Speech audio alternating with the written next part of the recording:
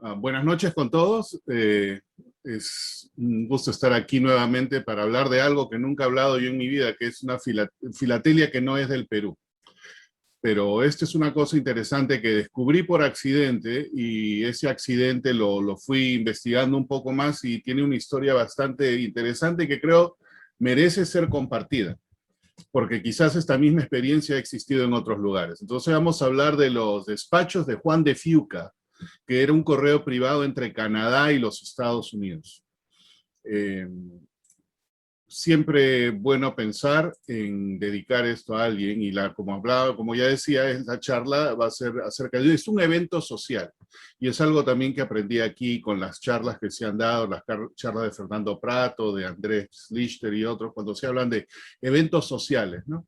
Este es un evento social en realidad, lo que generó lo que vamos a hablar ahora en 1965 y en los años siguientes. Y fue la respuesta de un comerciante filatélico. Esto es una cosa importante entender también, para mantener la continuidad de su negocio. Muchas veces nosotros vemos correspondencia de comerciantes filatélicos o correspondencia filatélica y la tratamos de excluir de nuestras colecciones porque, entre comillas, la llamamos filatélicamente creada, ¿no? Pero en algunos casos no necesariamente esa fue la realidad. De repente hubieron circunstancias que motivaron que se cree una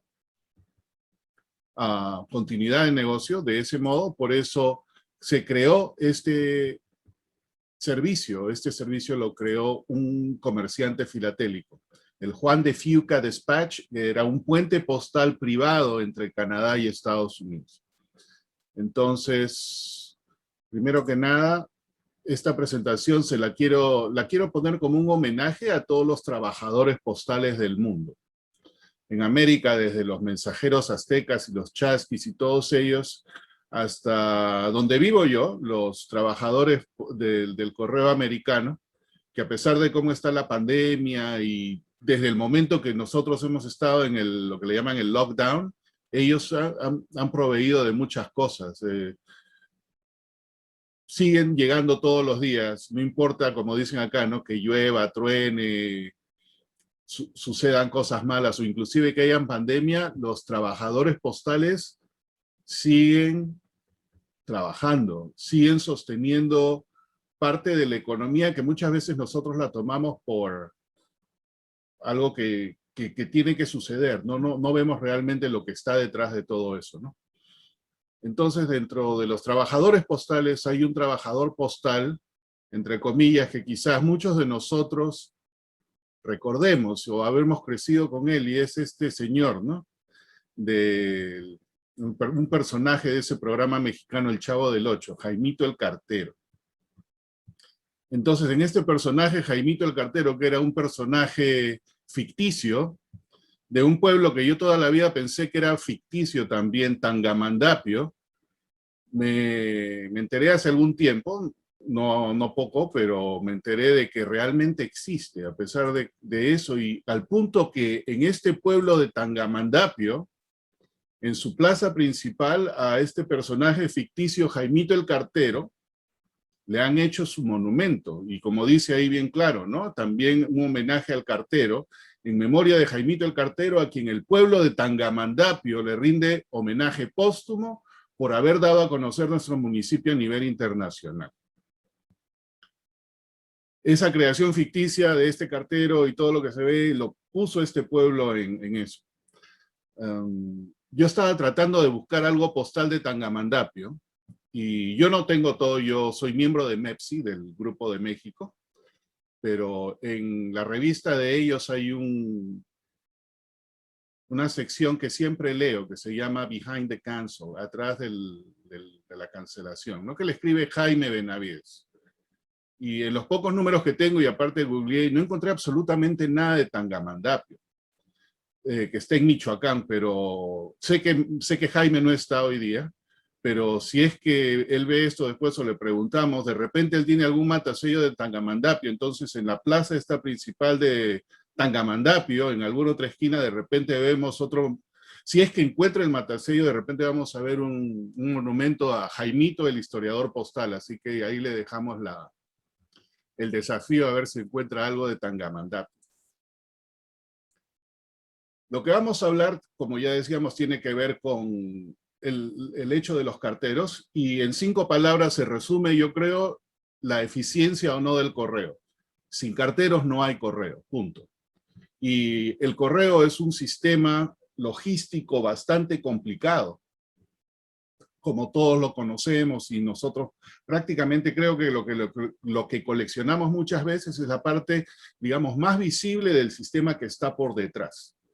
Y cuando el cartero no trabaja por X razones, ese día no tenemos correo. Si compré algo y el cartero se enfermó y no hay quien pueda distribuir en mi zona, de repente yo quedo afectado, caramba, estoy esperando un día más por mi carta, ¿no? De repente lo que me compré en eBay o alguna otra cosa, y a veces hasta incomoda. Entonces, pero esa es la importancia, creo yo, que a veces no le damos al cartero.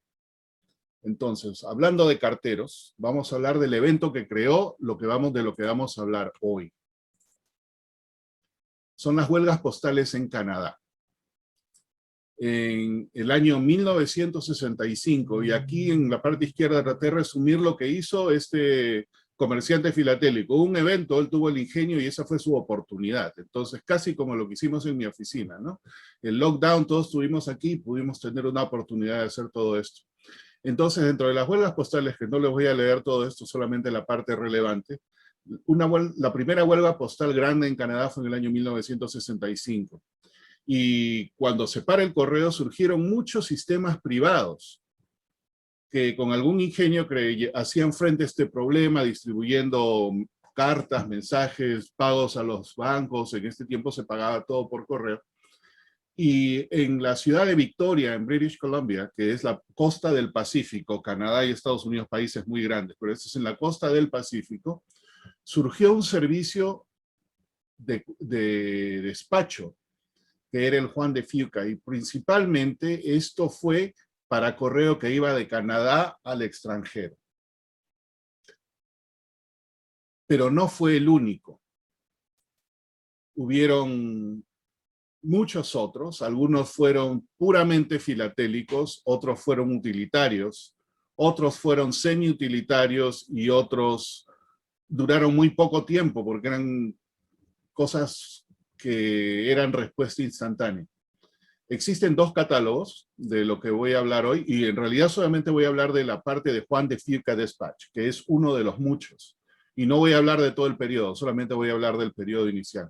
El primer catálogo que existe de esto lo hicieron en el año 83 este señor Kenny Nitsui, y posteriormente en el 92 uno ya muchísimo más completo de Earl Covert. Y habla de todas las estampillas, las voy a llamar por el momento estampillas, entre comillas, que se utilizaron por los servicios privados. Solamente nuevamente me enfoco, vamos a hablar de Juan de Fuca, que fue el que duró más de 25 años y que tuvo varios periodos que de alguna manera lo vamos a cubrir aquí. Entonces, hay quienes consideran que estas estampillas, entre comillas, son fantasías y que no tienen, digamos, un espacio en las colecciones serias o medianas o lo que fuera. En un principio yo pensé así, pero dado el contexto que he más o menos investigado y gracias a otros puntos tangentes que se han puesto en perspectiva, creo que no fue totalmente cierto, sobre todo para Juan de Fuca. Quizás para algunos otros sistemas privados, pero no necesariamente para este. Entonces, hablábamos de las estampillas entre comillas, ¿no? Esas estampillas entre comillas es lo que en filatelia nosotros conocemos como cinderelas. Ok, pero ¿qué es una cinderela en filatelia? Bueno, esta es una cinderela, pero esta es la cinderela de la que no vamos a hablar. La cinderela de la que vamos a hablar es la definición filatélica de una estampilla cenicienta o de una cinderela. Para nosotros, o la definición que encontré aquí en Wikipedia, nos dice que en filatelia una estampilla cenicienta es prácticamente cualquier cosa que parezca una estampilla postal, pero que no fue emitida por el correo. Entonces, si tomamos este concepto como lo que define una cenicienta, en realidad nos vamos a dar con la sorpresa de que hay cenicientas, estampillas cenicientas o cinderelas famosísimas. Y aquí agarré alguna de ellas, ¿no? De las que pude encontrar. Por ejemplo, había este correo semanal del Dorado en Colombia. Había en Rusia, que son famosas los sembos, las estampillas privadas, que era una respuesta de la parte rural para que tengan su conexión. El Wells Fargo, la compañía de vapores del Danubio, y esta supercar y famosa, el Lady Macbeth en Trinidad. Estas, de acuerdo a la definición, son cinderelas.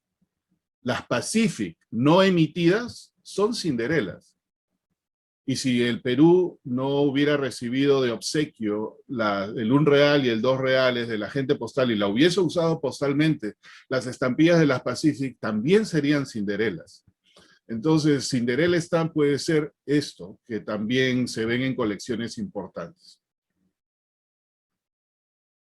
Cerca de donde yo vivo queda la ciudad de Fresno, bueno, no tan cerca, pero en el año 1894, durante una huelga nuevamente de la Unión de Ferrocarriles, de los trabajadores, no había transporte de ferrocarril para traer la correspondencia. Entonces este señor Arthur Bantas, que era el agente de las bicicletas Víctor en Fresno, se le ocurrió crear un servicio privado pues por bicicleta.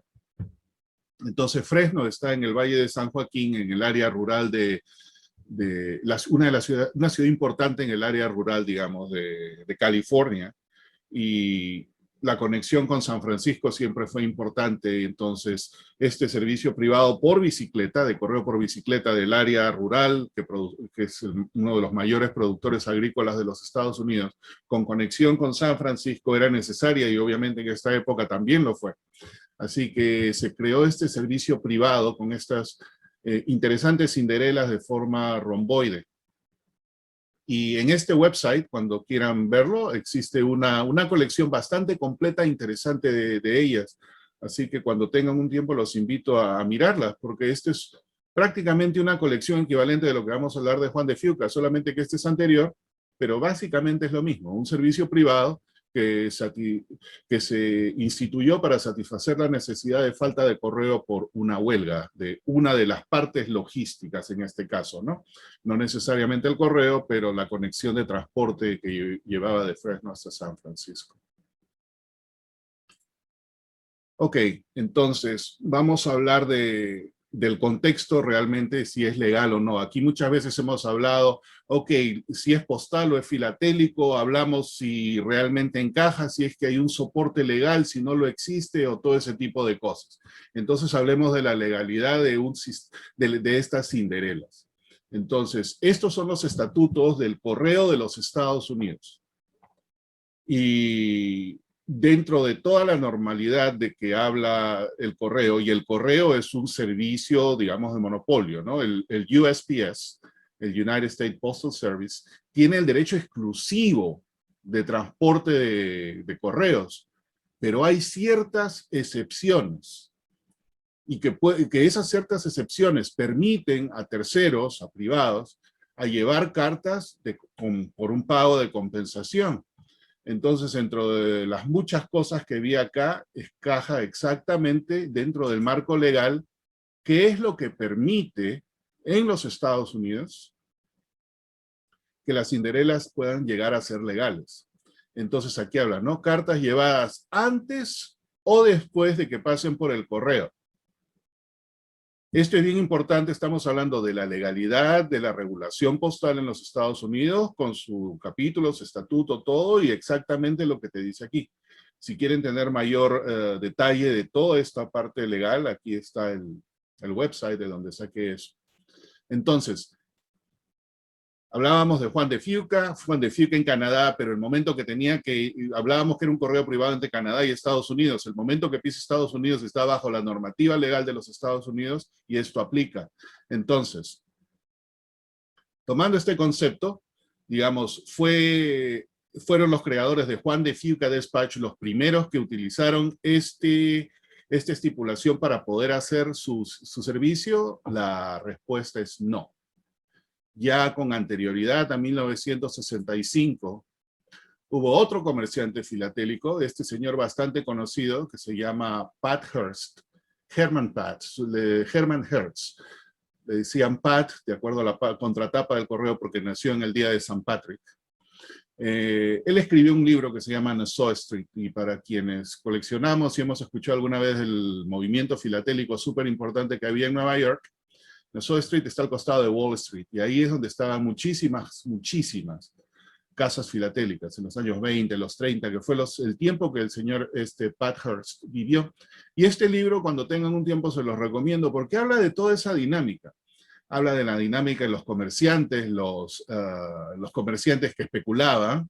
Inclusive hay una parte que habla de que a algún comerciante se le ocurrió crear una bolsa filatélica. Entonces, hace algunos años nosotros escuchamos de compañías no vamos a nombrarlas, pero que utilizaban portfolio de estampillas para vender como stocks y tratar de especular, o no especular, pero tratar de hacer una inversión con ellos como si fueran cualquier otro tipo de securities que se corren en cualquier otro mercado. Bueno, aquí explica algo de eso que se hizo por los años 30, creo. Entonces, muy buen libro, muy recomendable.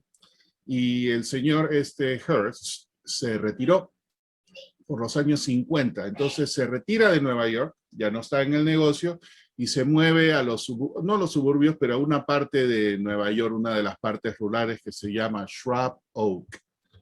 Y en Shrub Oak, utilizando lo que ya habíamos hablado aquí de esta estipulación en el sistema postal americano, él creó un servicio postal privado que le llamó el Shrub Oak, emitió sus propias estampillas, y lo que él hacía, y esto es legal, acá estamos viendo un sobre que está, y existen muchísimos de estos, pueden ir y ver y los van a ver porque existen, y este fue uno de los muchos. El servicio que él brindaba no era el servicio como decía como permite el correo, no, puede ser o antes o después de que pase por el correo. Pues bien, él estaba jubilado y Shrub Oak, había mucha gente jubilada y su servicio era antes del correo. Él lo que ofrecía era, él sacaba a pasear a su perro, y a la hora que salía a pasear a su perro, por 2 centavos, él recibía cartas de los vecinos y las llevaba al correo. Y les ponía su estampilla. Y si le llegaban al correo y tenían que recogerla, él también las recogía del correo y se las entregaba en su casa. Entonces, dentro de la legalidad del correo, él creó ese sistema que era suplementario al sistema postal oficial. O lo llevaba de la casa a la oficina de correos, o lo traía de la oficina de correos de la casa. Pues bien, este sistema también funcionó por muchísimo tiempo. Y no fue la única estampilla que emitió, Cinderella, o estampilla entre comillas. Emitió otra, no sé, ¿entienden? Para quienes coleccionan perros, de repente esta puede encajar ahí. ¿Por qué? Esta fue la última estampilla creo que emitió. Y cuando salía a pasear a su perro, el perro se llamaba Alfie, y acá lo pone curiosamente, dice, ¿no? El carrier número 1, en realidad era el único. Y el servicio de pasear al perro. Y esta estampilla, entre comillas, era una de las nuevas versiones de la que puso ahí. Entonces, este es parte del contexto legal en la cual este tipo de cosas de las cinderelas eran permitidas y circulaban y podían andar. Hay muchísimos más ejemplos que quizás lo podemos mostrar en otro momento, pero para lo que queremos hablar ahora de Juan de Fiuca, esto aplica. Son legales. Dentro de todo lo que queremos ponerle, por muy filatélico o inspirado que pueda ser, tienen un marco legal. Ok, entonces hablemos acá ahora de la parte geográfica. Canadá y Estados Unidos.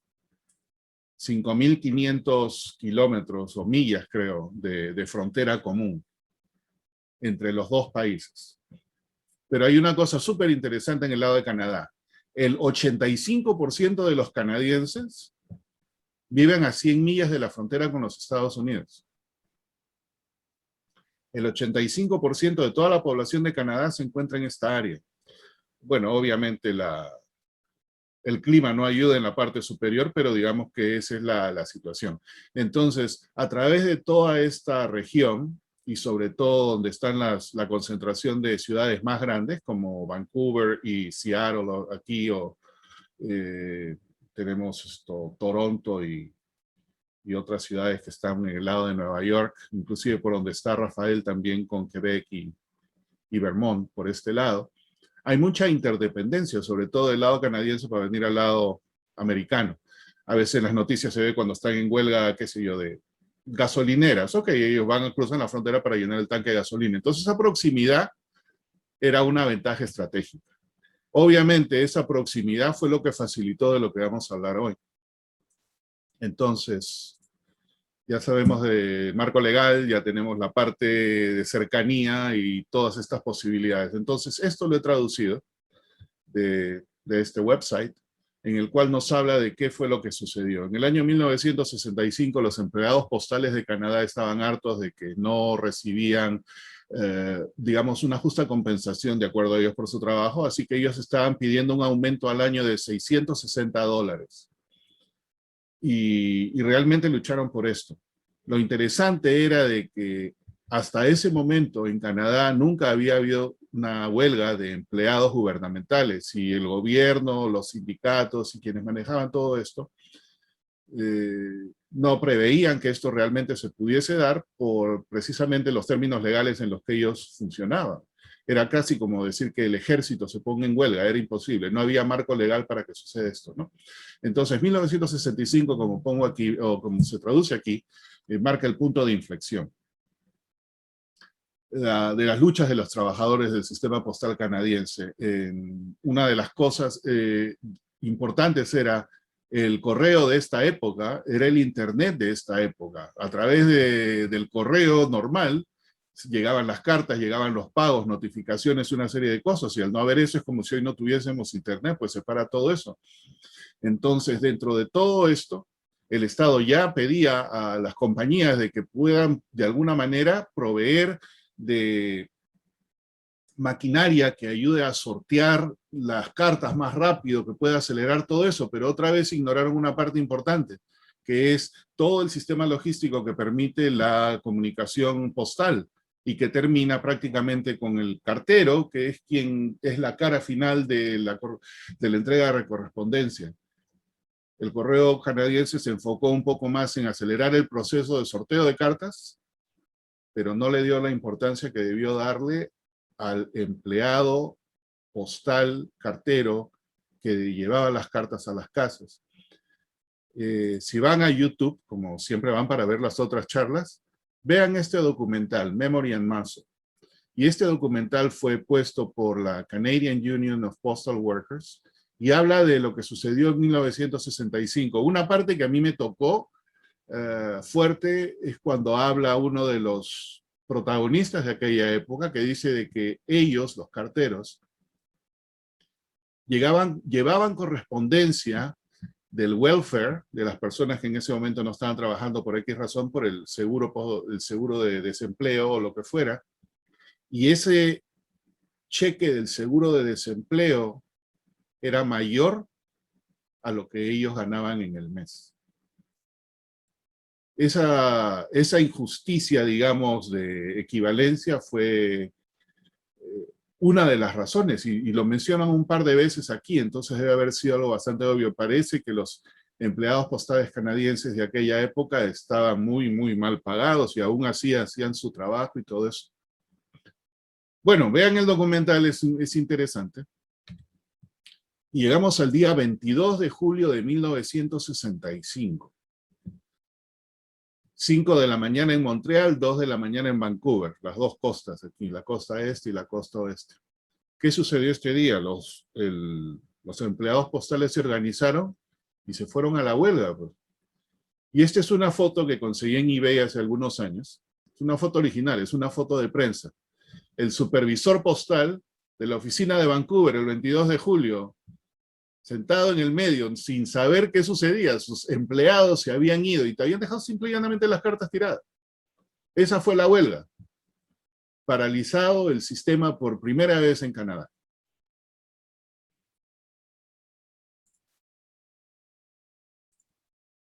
Entonces vamos a situarnos más o menos dónde está Juan de Fiuca. Juan de Fiuca vendría a ser esta parte de aquí. Y el estrecho de Juan de Fuca es toda esta área marina, y lo que conecta y lo que se explotó directamente para este sistema era esta parte, ¿no? Los ferries que venían por aquí, que está Estados Unidos, acá arriba está Canadá. Entonces, Juan de Fuca, ¿de dónde viene ese nombre? Siempre me llamó un poco la atención. Pues bien, acá dice Juan de Fuca, Ionis Pocas o Antonolos Valerianos en griego. Este fue un marino griego al servicio del rey de España, que fue quien descubrió el estrecho de Juan de Fuca. Y ese estrecho se llama, en honor a él, Juan de Fuca. Hay una isla en el medio, inclusive, que le llaman, es la isla de San Juan. Entonces, algunos historiadores dicen de que Juan de Fuca no era su nombre real era Apostolos Valerianos. Gracias a Google Translate y todas esas maravillas que tenemos ahora en nuestra mano, acá tuve la posibilidad de ponerlo en su griego nativo, y cuando inclusive en el Google Translate quería tratar de alguna manera sacar la traducción exacta de cómo se decía esto, fue bastante interesante de que en griego, acá iba a decir yo, Ionis Pocas o Antonolos Valerianos, Apostolos Valerianos, pues el O en griego se dice I, y el signo de interrogación es el punto y coma. Así que esas dos cosas no las sabía, las aprendí cuando estaba haciendo esto. Cada idioma tiene sus características. Entonces, Juan de Fuca, en honor a él, un marino griego, al servicio del rey Felipe II de España, se descubrió el estrecho de esa parte del planeta. Por ahí alguien colecciona cigarros, creo que Luis Fernando, no sé si por alguien más colecciona eso. Esto no es postal, es solamente una caja de los cigarros, ¿no? De los puros, que lo llamaron también Juan de Fuca, y está en esta compañía Morgan en Tampa, que ya no existe, pero encontré otras cosas más que llevan este nombre. Entonces me imagino que hay una connotación mayor con el nombre Juan de Fuca, que la desconozco y me gustaría descubrirla en algún momento. Tenemos el lugar, tenemos toda la cuestión. Fantástico. ¿Qué otra cosa necesitamos? Necesitamos el transporte. Entonces, hay varios servicios de ferry en este estrecho de Juan de Fuca que conectan Canadá con Estados Unidos, y en este caso particular la ciudad de Victoria con Port Angeles en Washington State. Y este barquito de aquí es el Black Ball Ferry Line. Esta compañía y este barco en particular, el MV Coho, era un ferry de pasajeros, vehículos, bastante similar a quienes nos conectamos de Buenos Aires a Montevideo en ese fabuloso ferry. Misma operación, la misma proximidad y la misma cosa. Y quien manejaba esto, curiosamente, dicen muchas veces por ahí que las damas no deben ser capitán de barco ni nada de eso. Pues bien, aquí hay algo que prueba lo contrario. El Black Ball. La presidenta de esa compañía era esta dama, Lois Atkinson. Ella era la presidenta de esta compañía. Y esta compañía sigue hasta el día de hoy. Y esta señora fue quien la llevó mantuvo todo esto, ¿no? Y es una historia interesante, porque no sé si habrá otra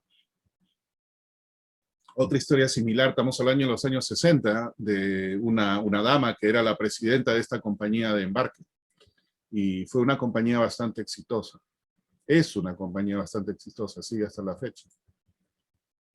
Entonces, MV significa Motor Vessel. Coho era el nombre que le habían dado a este barquito, no porque tenga alguna dificultad en caminar, sino porque coho es el nombre del salmón del Pacífico. Y este es un coho, un salmón coho, que vemos ahí. Entonces, el evento, el lugar, la proximidad, la facilidad de transporte.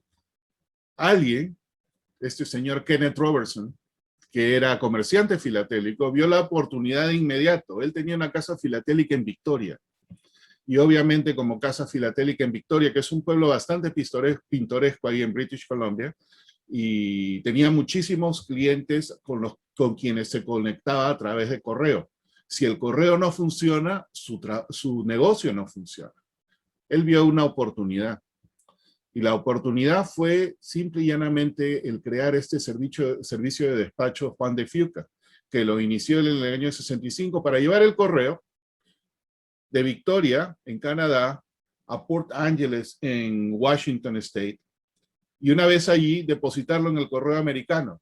Entonces, de acuerdo a la estipulación que ya vimos antes del correo americano, el hecho de que él traiga esas cartas, que cobre por eso y que puede inclusive emitir una, entre comillas, estampilla, una cinderela, no estaba penado por ninguna ley. Él estaba haciendo algo dentro del marco legal. Y así fue, inclusive viniendo del otro país, viniendo de Canadá hacia los Estados Unidos. Y lo que hizo fue, en 1965, él creó unas etiquetas para el servicio. Y estas son las etiquetas que inició en el año 65. Eran en dos colores, con la misma imagen, y después les voy a explicar por qué es la misma imagen cuando nos movamos a la segunda. Y así está. Y estas etiquetas o cinderelas, como le queramos llamar, las vendía por 25 centavos. Y los 25 centavos cubrían el transporte desde Victoria, en Canadá, hasta Port Angeles, en Washington, y de ahí llevarlos al correo, depositarlos en el correo americano para que vayan a su destino. El azul lo he visto en sobre, pero nunca lo he podido conseguir. Este es el único que tengo del 65. Los pliegos también son súper interesantes porque son pliegos de A2. Dos estampillas y son en Ted Batch. Estos son los dos pliegos completos de cada una de ellas. Y me imagino que lo harían esto será tipografía, algo de eso, alguien que sepa un poco más quizás me pueda explicar, pero es la manera que lo hicieron, en la misma imagen solamente invertida. Pues bien, este fue el año 65. Cuando vean la película hay muchos más detalles de la huelga, no los voy a aburrir con eso, pero resumiendo la historia, los empleados postales canadienses recibieron lo que querían recibir, regresaron al trabajo, pusieron todo fantástico, pero al ver que eran ya fueron exitosos uniéndose en este sindicato, no pararon ahí y siguieron haciendo otras huelgas. Y las huelgas postales canadienses continuaron por muchísimos años. Después del 65 hubo otra huelga en el 68. Aquí ya no sé lo que estaban pidiendo ni nada de eso, y toda esa parte la vamos a ignorar por el momento, solamente vamos a ver la parte que implica esto para los usuarios postales. Aquí esta carta va de Estados Unidos a Ottawa, la capital canadiense. Sí, creo que es la capital canadiense. Y fue regresada al señor Mead aquí porque el servicio estaba suspendido, no había correo. Otra carta interesante que encontré fue esta de Canada Dry. Parece que ellos para esa época, para el verano, acordémonos que aquí en el hemisferio norte el verano es en julio, junio, julio, agosto, por ahí, ellos hicieron este sorteo, ¿no? De unas bolsas de playa y todo eso, y aparentemente esta persona había ganado, pero no le habían podido mandar su bolsa de playa. ¿Y qué explica, no? Discúlpenos, pero había una huelga de correos, por ahí está en algún sitio, no me acuerdo. Pero habla de eso. Interesante carta, Canada Dry. Entonces, en el año 68, el señor Robertson nuevamente agarró y abrió su servicio. Me olvidé mencionar que durante estos años que estamos hablando, el servicio de Juan de Fuca Dispatch únicamente funcionaba durante las huelgas de correos. Posteriormente ya funcionó todo el año, pero todo el tiempo del que vamos a hablar aquí es solamente durante las huelgas.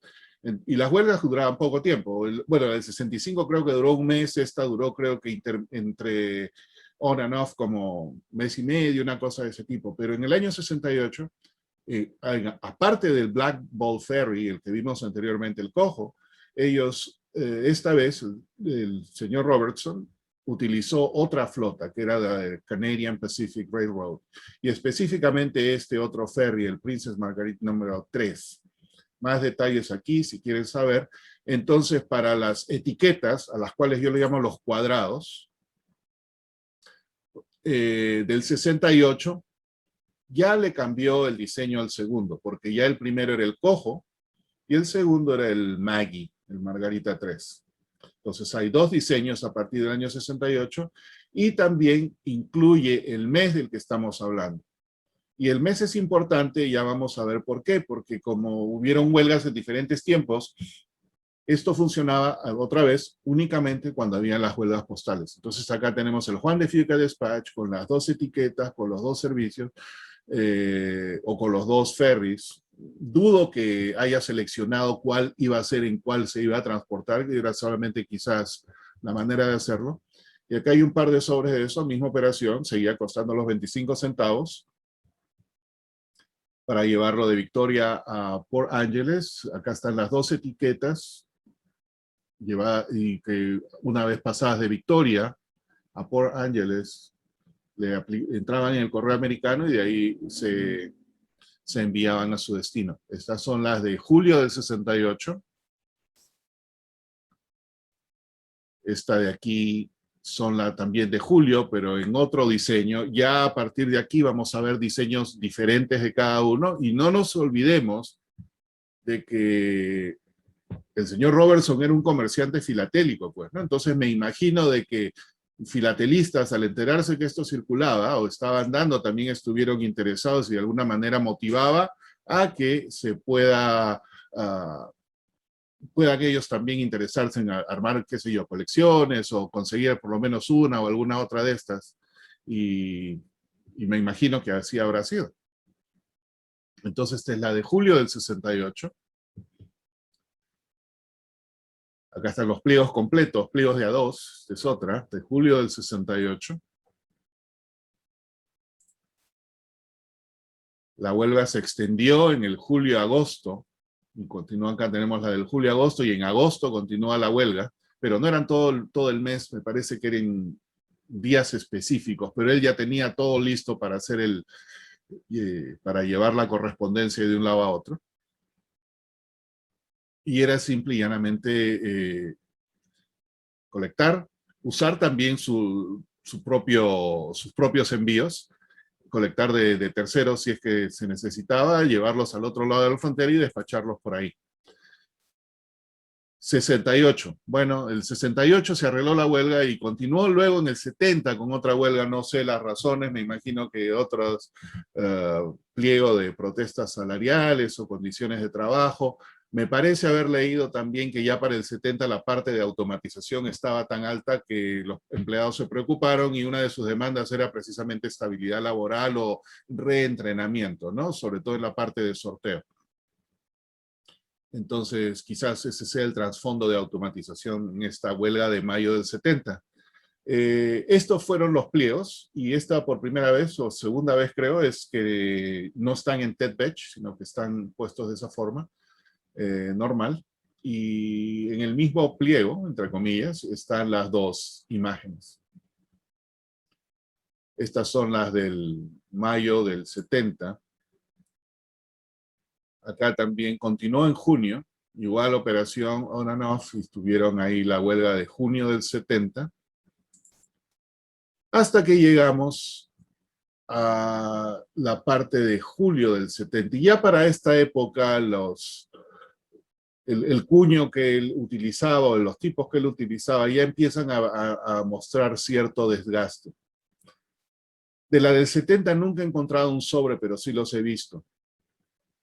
Parece que ya para esta época había mucha competencia, y viendo el catálogo de Covert, habían otros servicios, quizás cobraban menos, quizás tenían otras facilidades, quizás las cosas eran diferentes, la verdad no lo sé, me gustaría en algún momento entender el contexto que sucedía, el contexto comercial de cómo operaba esto, pero las del 70 son bastante difíciles de encontrar en sobre.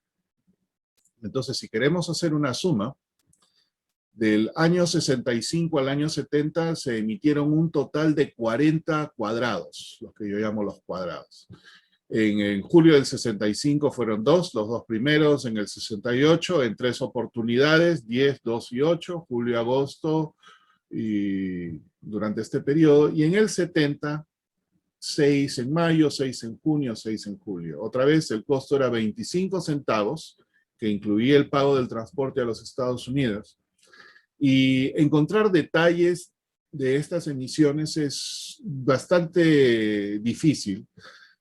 Como curiosidad encontré que en ciertas publicaciones filatélicas de la época hablaban, y en este número, en el del Canadian Philatelist, del noviembre y diciembre del 6-8, habla precisamente de estas, de las de julio, agosto y las de aquí.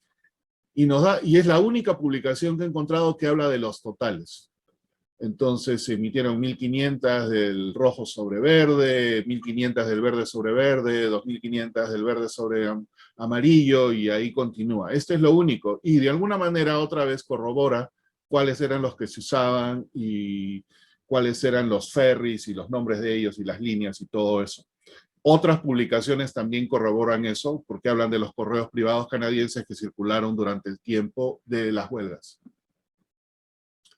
Aquí terminaron los cuadrados, y en esta oportunidad no voy a hablar de la segunda parte, pero la segunda parte viene por aquí. Los cuadrados se usaron hasta el 70, y en el 74 sacaron este nuevo diseño, que es más interesante y más simpático. Entonces, otra curiosidad de esto fue desde que del año 65 hasta 1980, Juan de Fuca únicamente operaba durante las huelgas. Ahora, hablamos huelgas, ¿eran predecibles y todo eso? La verdad parece que sí. Parece que el sindicato postal canadiense, después de esa primera huelga del 65, que fue tremenda aparentemente, movió zócalos en la sociedad canadiense y tomaron muchísima fuerza. Entonces, la época después del 74, inclusive hay un libro de un tal Parrot, que era el jefe sindicalista, creo, de la Unión de Correos, y todo el libro habla de su lucha y todas las cosas de ese tipo. Entonces, parece de que el sistema postal en Canadá, la organización sindical tuvo muchísima fuerza. Y ya de alguna manera se preveía cuándo iban a estar en huelga o no, y entonces servicios como el de Juan de Fuca operaron. Al punto que a partir de 1980, como dice aquí, hasta el 91 ya operó todo el año.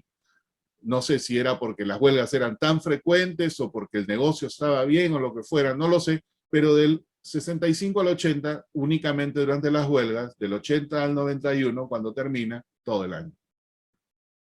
Este es el diseño que continúa, hay muchos otros diseños porque son más de 25 años que esto operó, pero otra vez Juan de Fuca no fue el único. Aquí hay otro. Que también fue otro comerciante filatélico, pero lo hizo mucho tiempo después, a mediados de los 70, durante esas huelgas, de Winnipeg, en Manitoba, a Pembina, en North Dakota. Entonces, si vemos esto, estamos hablando que Juan de Fuca era en este lado, estamos hablando de 5,000 y pico millas de frontera común. Winnipeg to Pembina está por este lado de aquí. Si vemos este es un Google Map, aquí está Winnipeg, aquí está Pembina, y en auto es 1 hora 26 sin mucha demora. Ahí nomás de la frontera. Lo único que tenían que hacer es manejar 1 hora y media, depositan su carta. Este es otro servicio que operó bajo el mismo contexto. En la búsqueda y hay muchos más, que no vamos a hablar, otros por el otro lado, pero en fin.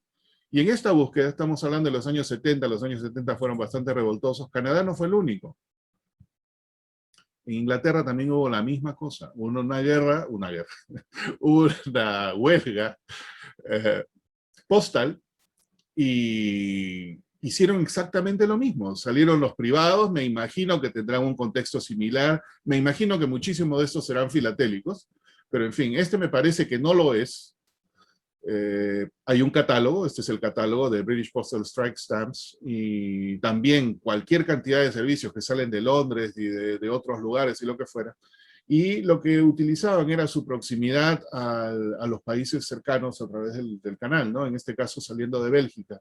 Aparentemente recibían el correo en Londres, se iban a cualquier otro país que le ponían la estampilla de ese país y por ahí la mandaban. Esta debe tener alguna inspiración filatélica, me imagino, pero va al Deutsche Bank, así que, y en la parte de atrás tiene la recepción del Deutsche Bank, así que esta sí fue por ahí. Las otras no sé, pero esta me parece que sí. Estas cinderelas son bastante interesantes. Y ya para ir terminando, hablábamos de la fuerza que tomó la Canadian Union of Postal Workers. Entonces, este es otro sumario que saqué no recuerdo de dónde lo saqué, pero lo que hay que resaltar aquí es que la gran huelga de correos, como le llaman ellos, de julio del 65, fue una de las mayores huelgas canadienses. Y hay muchísimo, inclusive hay estudios que hablan de la repercusión económica que tuvo. Fue la más grande en la que participaron los empleados de gobierno de ese país. Fue una cosa que realmente impactó. Esto es un evento social grande. Y en ese evento social grande, que es innegable, a un comerciante filatélico se le ocurrió satisfacer la demanda que se necesitaba para la correspondencia o para la comunicación de los ciudadanos, y creó este servicio Juan de Fiuca, que si uno lo saca fuera de todo este contexto, lo primero que piensa es que son, como decían antes, basuritas, pero en realidad no fueron basuritas. Estas cosas tienen todo un contexto social, legal y utilitario que me hace pensar en estas conclusiones, ¿no? Que realmente se emitieron como una respuesta a un evento real. El evento real es innegable. Se emitieron dentro de un contexto legal, esto también es innegable, existe la regulación para eso. Fue un servicio utilitario genuino, totalmente, las cartas han circulado y hay muchísimas cartas de estas de Juan de Fiuca. Tuvo una inspiración filatélica, eso no lo duda nadie, y yo soy el primero a decir todo eso. Pero sin embargo, todo este tipo de cosas no fueron únicamente de este señor Robertson, de muchos otros que trataron de hacer esto, pero Juan de Fiuca fue el que duró más. Duró 25 años, hasta que cerraron el negocio y ya obviamente no más lo continuaron. Me imagino que otros habían continuado, pero eso fue todo. Y eso es todo. Bueno, muchas gracias por escuchar, y si tienen alguna pregunta, quizás tenga alguna respuesta. Felicitaciones, Henry. Muy interesante, muy lindo. Bueno, Muy interesante, muy lindo, Henry. Muy bien. bonito. Y la presentación, excelente, con muchísima imaginación. Qué bueno. Bueno, sí. Imaginación siempre es lo que me sobra, eso no es problema. Eso sí, toda la vida he tenido imaginación. Bueno, no sé si alguien tiene alguna pregunta, ¿no? Una pregunta, Henry. Sí. Me pareció ver en Winnipeg Pembina que la carta estaba destinada a Pembina. ¿Puede ser? Puede ser. O sea que llegó hasta ahí y la puso en el correo igual, no la distribuyó. No, la puso en el correo, la tenía que poner en el correo, porque si la traía de Winnipeg a Pembina y no la podía entregar directamente, porque en ese caso hubiera sido contrabando de correspondencia, la tenía que poner dentro del servicio postal, inclusive si fuese dentro de la misma ciudad. Es parte de la legalidad del asunto, ¿no? Interesante. Una pregunta, Henry. Sí, adelante. Y decirme, ¿funcionaba al revés también desde Estados Unidos para ser después repartida en Canadá? Sí, gracias por mencionar eso no lo incluí. Parte del servicio de Robertson era eso. Las personas que vivían en Canadá, él tenía un apartado postal en Port Angeles y él podía recibir las cartas para las personas en Canadá y luego las repartía e igual cobraba los 25 centavos de transporte de Port Angeles a Vancouver, y las personas eran notificadas y la tenían que recoger de su tienda filatélica. Correcto, gracias. Gracias. Alexander. Henry, bueno, felicidades por la presentación, un tema muy innovador y definitivamente pues en la filatelia cada día se descubren más cosas. Eso es lo bonito de este hobby. Exacto. Tengo dos preguntas. Aun cuando usted dijo que sí existe la legalidad por la ley, el Congreso de Estados Unidos permitía este correo privado, pero ¿qué pasa con las autoridades canadienses? ¿Era legal o no legal al estar el correo canadiense en huelga? Esa es una pregunta. Sí. Y la otra es cómo cómo comercializaba él el servicio en Canadá para recibir ese montón de cartas y poderlas, para que le fuera rentable el negocio y trasladarlas a los Estados Unidos y luego distribuirlas a cualquier destino. Ajá. Sí, varias preguntas ahí, gracias. Empiezo por la última, la parte de la rentabilidad. En realidad, esto era más que nada para él, porque él como comerciante filatélico tenía muchos clientes fuera de Canadá con quien él tenía que enviar correspondencia. Entonces, como lo tenía que hacer, cualquier cosa extra como parte utilitaria para la sociedad, ¿no? Para la comuna, él recibía cartas extra y lo que tenían que hacer es se la tenían que llevar a su tienda. Él las recibía y las ponía en el mismo paquete con el que él iba a llevar sus cosas al otro lado. Entonces, digamos que cualquier cosa por encima era un margen de ganancia para él que de otro modo no lo hubiese recibido, pero que de todas maneras necesitaba usar el servicio para mantener la continuidad de su negocio. Eso por un lado. La parte de legalidad en Canadá, estaban en huelga, punto. Entonces, dentro de la legalidad de la ilegalidad de la huelga, él lo único que fue a crear fue, ok, no lo puedo comprar acá, lo compro allá. No lo puedo depositar en el correo canadiense, lo deposito en el correo americano. Y me cobro una parte extra, ya sea a mis clientes o a quienes quieran usar mi servicio para llevarlo al otro lugar o traerlo de regreso. Por eso en un principio fue que funciona únicamente durante los periodos de huelga para, digamos, satisfacer esa necesidad. Me imagino que hay un marco legal canadiense equivalente cuando él o ellos, porque tuvo un socio, ya pasan de hacerlo solo durante las huelgas a tenerlo a través de todo el año. Pero eso no lo he encontrado, quizás en algún momento lo pueda encontrar. Y la otra pregunta es, ¿cómo recibía él, aunque él era comerciante filatélico, pero cómo se vendía al público canadiense que él tenía ese servicio? Lo que entiendo yo, por dos personas que lo usaron, era de que él en su tienda había puesto, como cualquier tienda filatélica, un aviso ahí. Durante la huelga llevo cartas al extranjero. La gente llegaba a su tienda, dicen que lo depositaba, le daban la carta, sin estampilla, porque la estampilla era estampilla de Estados Unidos, y lo único que hacía era pagaban sus 25 centavos por carta, le ponía su etiqueta atrás, y ya él se encargaba de llevársela al otro lado. Porque era un servicio muy local. Era local nada más, era para local, Victoria. De Vancouver a Port Angeles. No. Esto es un servicio, digamos, de la comuna de Victoria únicamente. Sí, inclusive, sí. Victoria está al sur de esta isla y Vancouver está más allá, es como una hora. Inclusive esto no era para Vancouver, esto era para Victoria. Correcto. Ok, gracias. Listo. Mauricio. Miguel tenía la mano levantada antes. Oh, ok. Miguel. Bueno, en realidad una primera pregunta que iba a hacer la hizo Alexander, porque creo que es lo que surge inmediatamente, ¿no? El tema del marco legal, ¿no? Pero bueno, eso ya más o menos está. Mi otra curiosidad tiene que ver con el interés filatélico. Este es un material que suscita cierto interés filatélico. ¿Tiene, por ejemplo, una valoración económica? ¿Un sobre de estos está más valorado que uno que no haya circulado por esto? ¿Tenés idea de eso? De lo que yo he visto en eBay y de comentarios, yo te puedo dar los comentarios que yo he escuchado, ¿no? Muchas personas me han dicho, eso no vale nada, es curiosidad, son basuritas. Otras personas me dicen, sí, son bastante interesantes. Otras personas sí los coleccionan. Yo los he visto en eBay venderse por 30, 50 dólares. Venderse, no solamente ofrecerse, venderse, que es el precio de referencia que uso.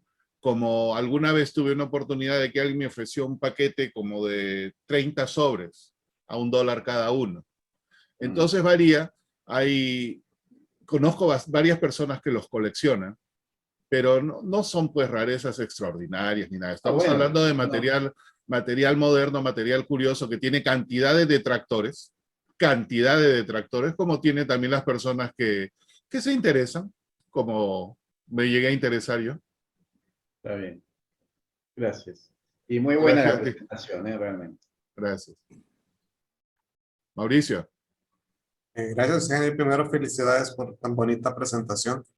De los ejemplos que nos mostraste, obviamente todos de Canadá, Estados Unidos, pero ¿sabes si existe alguna carta cuyo destino final no hubiera sido Estados Unidos? O sea, que al poner Estados Unidos se ponga el porte, digamos, internacional. ¿Se conoce alguna o todas son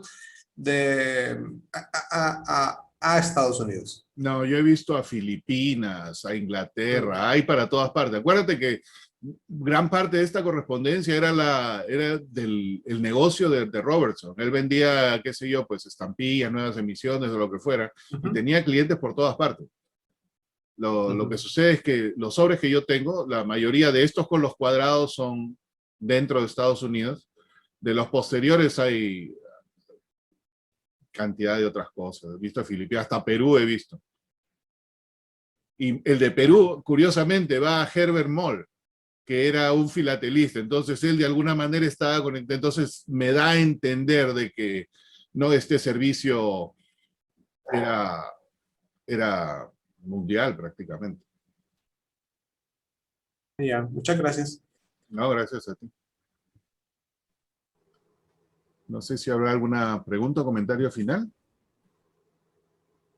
Henry, Sí, este comerciante cobraba por peso. Había diferencia de tarifas. por pieza. Le entiendo que solo por cobraba pieza. sí, Nada era más por 25 pieza. centavos por pieza. Ahora, Y me imagino que era por recibía peso. Sí, paquetes. sí, bueno, Recibía no paquetes durante esta también. época, pero después, en los 70, ya sacó diferentes. Inclusive hay algunos que utilizaba con los tags del parcel, de los paquetes postales y todo eso. Inclusive hay sobres que tienen sobres certificados, sacó las posteriores, no las cuadradas, que ya no eran 25 centavos, ya hay hasta de $1.25. Hay algunas que están franqueadas con más de una porque el porte era más alto. O sea, ya después lo ejecuta de otra manera, ¿no? Ya de acuerdo al peso, no necesariamente de acuerdo a la pieza. Pero en este primer periodo es por pieza y casi todas son solamente porte simple hasta donde yo he visto. Me surge otra duda. El remitente, para asegurarse que su carta llegara a su destino, había un mecanismo, digamos, de correo certificado, acuse recibo, etcétera. Ni idea. Me imagino que algo de eso habría, pero otra cosa parte de la cultura aquí, ¿no? Una vez que estas cosas llegan al correo, el correo acá es bien eficiente. Hablar de correo certificado dentro de Estados Unidos a veces es hasta raro. La gente usa lo que le llama el first class y te dan tu tracking number ahora, ¿no? Pero anteriormente se mandaba sin ningún problema. Me imagino que la confianza en esa época era inclusive aún mayor. Y siendo este señor comerciante filatélico, conocido del área y todo esto, el depositar una carta con él quizás ya daba cierta confianza de que iba a llegar al correo de Estados Unidos, con el que se tenía también enorme confianza de que iba a llegar al destinatario. Me imagino que parte de esa cultura estaba dentro de la ejecución de estos envíos, ¿no? Sentía confianza. Sí, la confianza era alta. Gracias. Gracias a ti. Héctor. Sí, muy bueno lo que dijiste, muy buena charla, Henry. Una pregunta, dentro de los 25 centavos incluía luego, él se hacía cargo del costo bueno, dentro de Estados Unidos, del valor Sí. que fuera, o sea que era 25 y luego pagaba 5 o lo que fuera. Claro, de los 25 incluía el transporte de Victoria hasta Port Angeles, más la estampilla de porteo simple en el correo americano, que era 3 centavos, o 6 centavos, perdón. Ah, o sea que 19 centavos como que eran para él. Exacto, 19 centavos era el costo del servicio. Ah, bueno, gracias. Luis Fernando. Gracias, Henry. ¿Me dejas hacerle una pregunta a David Brown? Adelante. ¿Estará preparado, David, para esta pregunta? Depende. ¿La usarías en temática, David? El perrito, por ejemplo. Es material limítrofe, yo creo. Pero es innovación. ¿No te parece que es innovación? Pero el reglamento dice que tiene que ser una autoridad postal, no un particular. ¿Cómo se hace en Argentina? Incluye, hay correo privado que se puede incluir. Pero ¿no? tienen una regulación. Tienen un número, están autorizados. Esto parece que no, era más espontáneo, ¿no? Claro, este es un privado que se le ocurrió dentro del marco legal que le permite hacer estas cosas. Pero la autoridad postal estaba de huelga. Sí, esto es como si Fernando Prato emite unas etiquetas para llevar mi carta de Buenos Aires a Montevideo. A mí no me echen la culpa. Es el primero que vi. Las etiquetas de Mira, Luis, puedes usar una con mucho estudio, una en tu colección, puede ser. Pero, ¿Me contesto yo a la pregunta? Una puedes poner. Sí. Una sí pondrías, pero tienes Un perrito de esos, la hija de Miguel la necesita. Tiene que explicar bien la historia. Pero no de los de West Palm Beach. West Palm Beach. Los sobres que se han visto, los que mostraste, el perrito, no lo vimos en sobre. No, porque ese es otro servicio, solamente lo usé como para referencia. Él lo usó después en West Palm Beach. Ah, te refieres esto, Pat Hearst. Sí, porque Sí. él se retira ahí a West Palm Beach. ¿Continúa el servicio ahí o no? De eso no Usa lo sé. los perritos ahí. Oh, ok. Con el nombre del lugar ese, Shrub Oak. Okay. Puede ser, me imagino, ¿no? Él se retira y va a el otro lugar y era una excusa para salir a pasear al perro y de pasar a ver si colectaba algo de dinero. Ah, ese es famoso. No, además le hace fama al perro. Dice que el perro era tan vivo que se había graduado como cartero en el norte y trabajaba también en el calorcito de Florida. De Florida. Imagínate, ese sí era perro cartero, ¿ah? Ese era un perro como Jaimito. Ese perro hasta en Tangamandapio hubiera repartido cartas. Pero Luis, tendría que ser en una carta circulada y demostrar que circuló y demostrar Sí. Y existen. No, yo creo que sí. Yo creo que habría que justificarla bien, como vos decís, pero yo me encuentro una, como jurado, yo me encuentro una en la colección de Dayana y yo no le hago pleito. Habrá quien le haga pleito, pero yo no.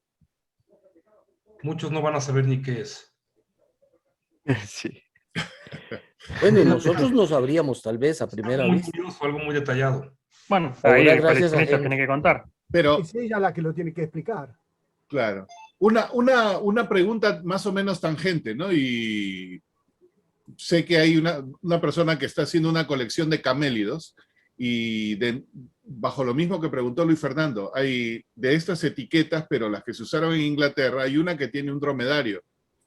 Y también circuló la misma operación, va una carta afuera.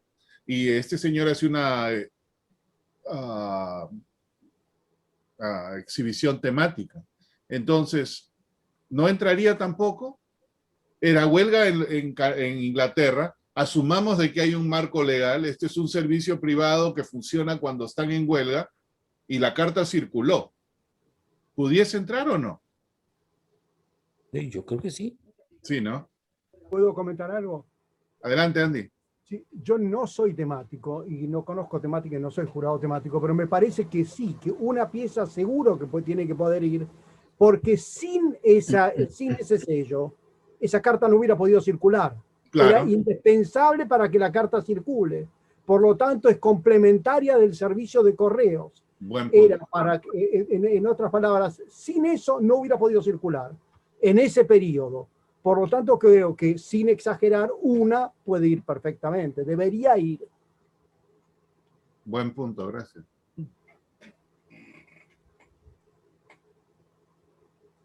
Yo sé que hay muchas manos levantadas, Henry, pero tal Sí. vez para terminar este capítulo, no pretendiendo ser yo la última palabra, estoy muy de acuerdo con Andy y esa podría ser la última palabra. Sin embargo, solo para reforzar el tema, agrega en conocimientos filatélicos y que en filatelia temática eso pesa mucho en la calificación. Y como decía Andy, si está bien explicada, si está razonada y la huelga en sí misma es suficiente explicación, la ausencia de un servicio y el cubrir con ese servicio y el elemento que Andy decía, sin ese sellito no hubiera podido llegar la carta, le da todo el carácter postal que después permite ser trasladado a la racionalidad filatélica. Por eso es que en filatelia temática, aunque a algunos no les guste, como bien decía un día de estos en la conferencia de España, José Manuel Rodríguez, Alberto, todo lo postal es filatélico, al revés no. Gracias. No, gracias. Y gracias a Andy por la clarificación. Sí, gracias a todos. Buen punto. Heinz. Gracias, Henry. Muy entretenida tu charla. Una pregunta. Dado que este era un servicio principalmente para él, que lo financió de cierta forma llevando cartas de otros también, sí. Yo no sé si lo dijiste expresamente, pero yo deduzco de que él viajaba cada vez con esa correspondencia a Estados Unidos o la mandaba, porque de cierta forma, como era tan cercano, podría él llevar toda la correspondencia, pagarse el viaje con lo que ganaba a través del transporte de las cartas de los demás y hacer funcionar esto. Sí, buen punto. Yo también analicé qué tiempo lleva ese ferry y ese ferry demora 1 hora y 20 minutos. Él lo que hacía era, ponía todo en una bolsa, ya el ferry, ya lo conocían, él llegaba y depositaba su bolsa y no sé qué pagaría por llegar la bolsa llegaba hasta el otro lado, a Port Ángeles, y alguien la recibía y continuaba con el servicio. ¿Cómo es la logística exacta de eso? No lo sé, pero entiendo que él no viajaba, porque esto circulaba durante ese periodo todo el tiempo. No sé exactamente, pero la bolsa sí es una cosa que a mí alguien que vio este servicio en vivo me lo contó. Porque al otro lado alguien tiene que haber recibido eso, haber ido al correo, haber comprado las estampillas, haberlas pegado en cada uno de los sobres para cada servicio. Exacto. Y eso significa un tiempo y un costo, digamos. Exactamente. Ahora, podría ser también de que ya venían con la estampilla desde el otro lado, ¿no? Ya de repente Robertson las pegaba antes de enviarlas, no lo sé, y la otra persona simple y llanamente las depositaba en el correo. Sea como fuere, entiendo que él no viajaba con la bolsa, pero es solamente una hora y 20 minutos. Gracias, Enrique. No, gracias. Fernando. Gracias. Bueno, nada, primero que nada, felicitaciones, ¿no? Muy interesante. No tenía ni idea de ese servicio, así que siempre está bueno aprender. No, y un poco lo que quería decir, bueno, ya lo mencionaban Andy y Luis Fernando. Yo creo que el foco importante acá es desde el punto de vista histórico-postal, es decir, el correo en Canadá no funcionaba.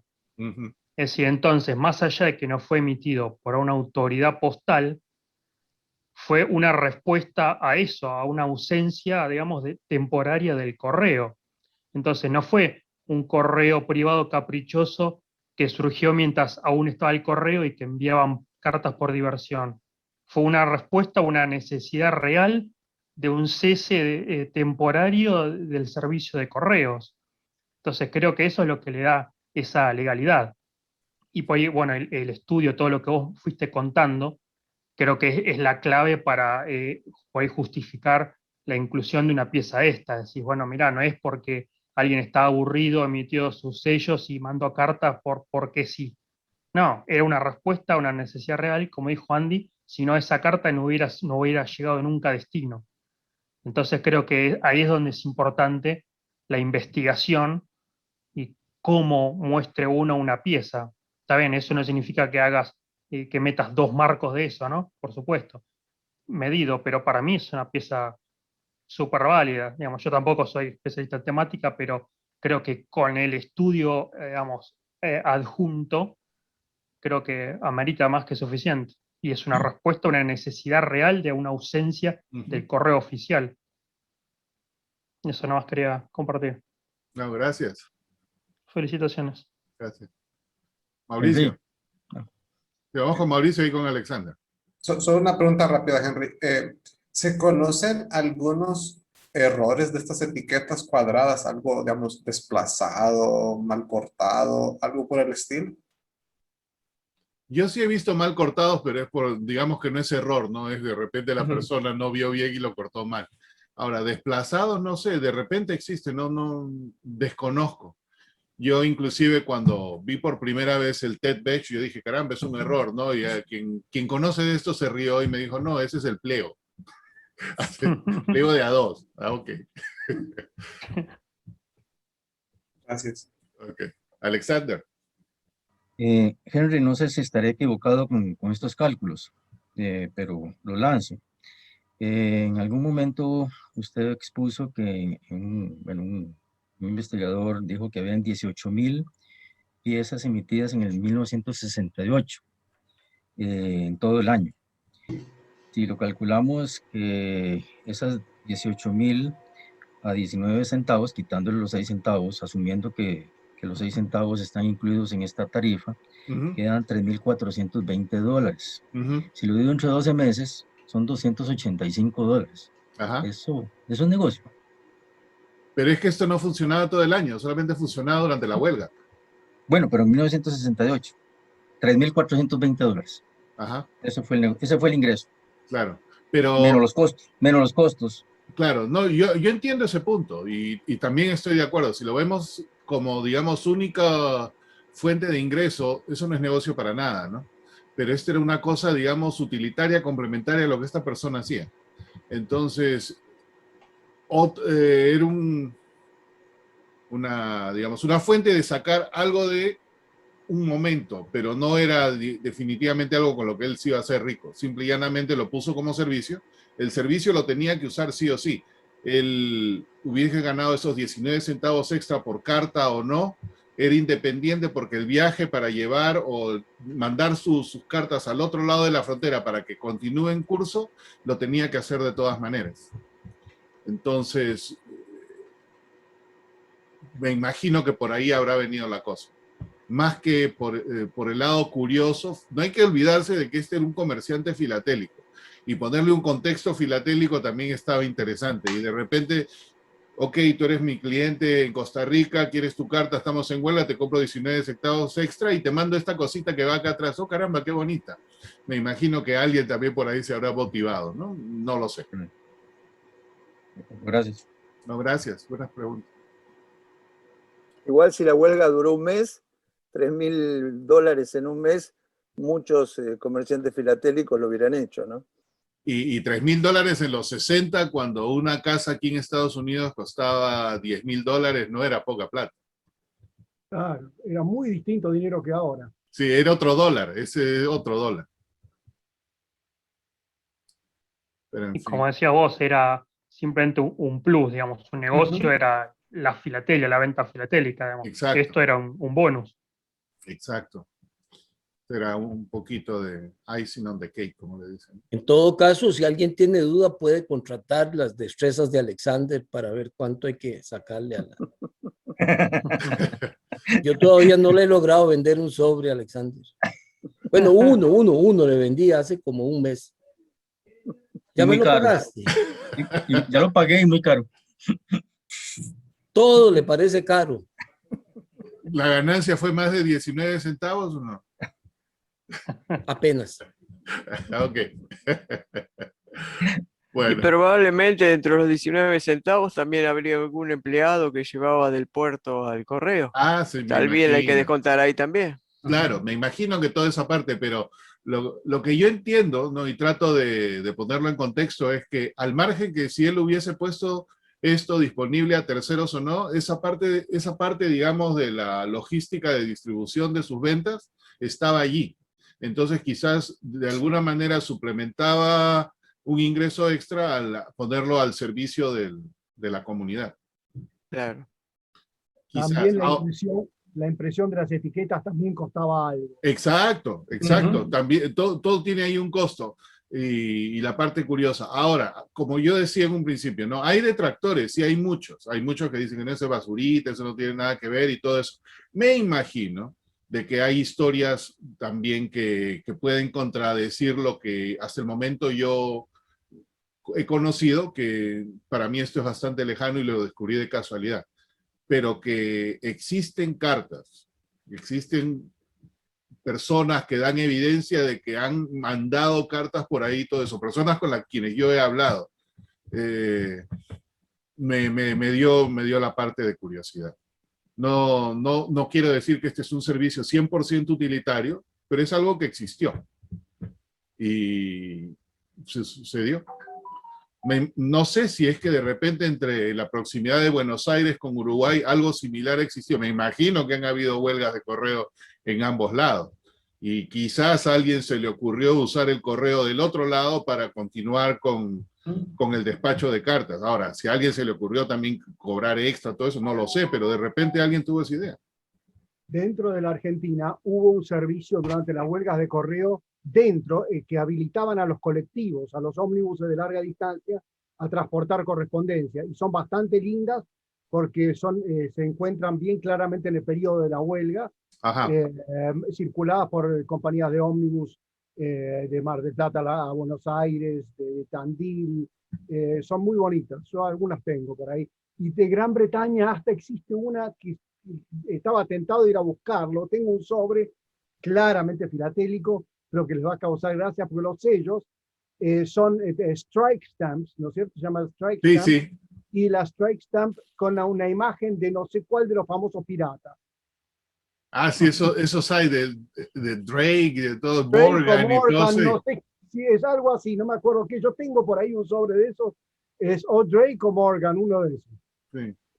Sí, había creatividad y hay unos simpáticos, ¿no? Te decía que tiene un dromedario, otros que tienen un carrito. Inclusive me parece que hay algunos con la imagen de Marilyn Monroe y toda la cuestión. O sea, ya se ponía lo que caiga, ¿no? Ya había de todo. En fin. Luis Fernando. Gracias. Puso Andy otro tema y es simpático cómo estos temas, como el que presentaste hoy, Henry, de pronto se pueden convertir en interminables y tienen cosas que hablar y hablar y hablar. Digo que puso Andy otro tema en el tapete y es el del costo de la impresión de la boletita. Eso lleva naturalmente a analizar, bueno, ¿y cuáles eran los materiales? ¿Y cuál era el proceso de impresión? ¿Y por qué los plieguitos eran de A2? No era más caro hacer plieguitos de A2 que hacer plieguitos del tamaño de una hoja, tamaño carta. Da la impresión de que eran impresos como en los famosos esténciles escolares de los años 60. De gelatina. En un mimeógrafo. Un mimeógrafo de gelatina. Sí, aunque a mí me parece que lo hacían con tipos porque si mal no recuerdo, la parte de atrás como que tiene cierto pequeño relieve. Entonces de repente lo que sé yo, pues lo harían a mano o quién sabe, no sé. Henry, ¿eran engomados estas? Sí, son engomados. Mucho para aprender. Es curioso y lo descubrí de pura casualidad porque lo que yo siempre buscaba en eBay eran los cierres de seguridad que se pegan en la parte de atrás de Perú, ¿no? Y muchas personas lo ponen descripciones, pues yo me he encontrado unas descripciones del cierre de seguridad que son increíbles. Papel pegado en la parte de atrás o cosas en inglés, ¿no? De ese tipo.